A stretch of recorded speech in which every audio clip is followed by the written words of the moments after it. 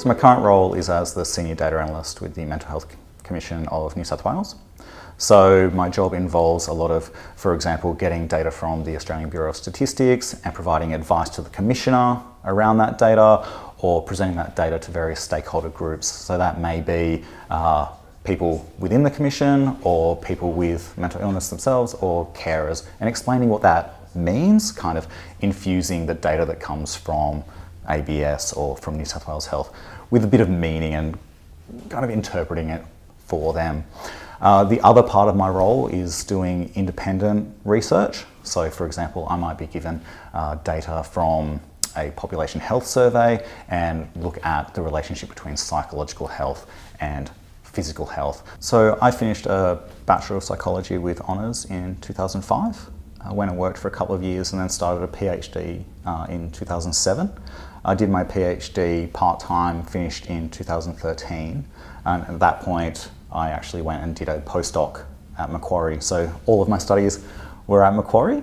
Once I finished my postdoc, I decided I was after something a bit different, and I started looking around at what the skills that I'd developed in my PhD could be used for, aside from academia. And so I developed quite an interest in statistics in my PhD, which was surprising because I hated it in undergrad. So I thought it would be interesting to go into something in the data sort of area. So looking around, I came across a job on Seek for the Senior Data Analyst position at the Commission. And I didn't actually meet the selection criteria. They wanted someone with a mathematics or statistics or computer science background. So I had to write in my cover letter just how a PhD in cognitive science actually gave me all those things they were after anyway. And so even though I didn't meet the criteria, I was accepted, and I've been working here since.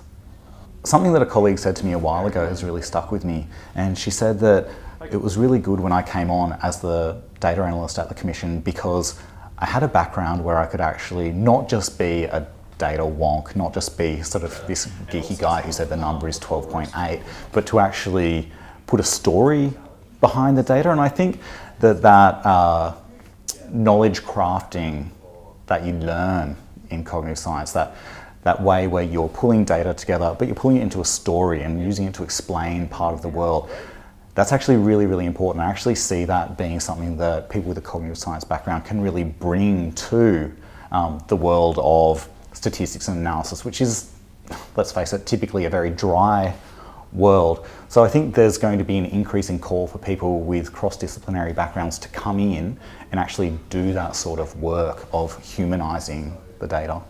So the sorts of data that we're looking at the Commission are obviously all around mental health.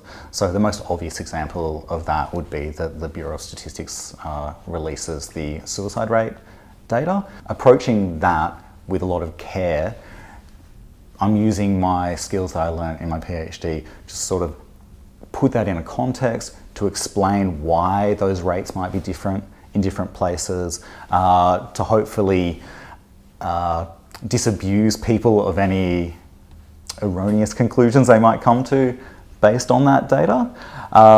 Also looking at things like the relationship between, for example, smoking and mental illness, coming in and sort of explaining how that's not necessarily causal, that there could be reciprocal causality, or it might simply be correlational. That's some really basic fundamental stuff that we learn in our cognitive science training that is actually kind of not well understood in the general population. So often you're bringing that perspective and helping people understand what's really going on when these numbers are released. So in terms of the skills that one would need to do the sort of work that I do, unfortunately the biggest skill is one that's very hard to put on your CV, and that is the mindset that you might develop studying cognitive science. So that is a rigorous approach to evaluating evidence. It's about being dispassionate, it's about stepping back and being willing to admit that you're wrong, and to really delve deep into trying to understand and communicate what's really going on when you read a newspaper report about something that's happening. In terms of really specific hard skills, if you're looking to actually get into the data analytics game, you need to know at least one programming language. So if you want to go into the government, you need to be able to use SAS. If you're going to business, you probably want to look at knowing SQL or Python. I prefer R because it's open source and I'm a bit of a nerd with stuff like that. But essentially, you want to have just at least one of those under your belt if you're looking at applying for more hardcore analytic roles. In terms of the other more soft skills, you're looking at things like report writing. You're looking at persuasive communication. One of the really funny things that I came across was finding out that the visual cognition stuff that I'd studied actually was really helpful in designing visualizations that would actually help people understand statistical relationships. So I found myself going back to stuff that I'd learned in sort of second year undergrad and thinking, oh wow, those very basic things I learned about the human visual system are actually really helpful right now in me communicating something really complicated to a group of people who've never come across it before.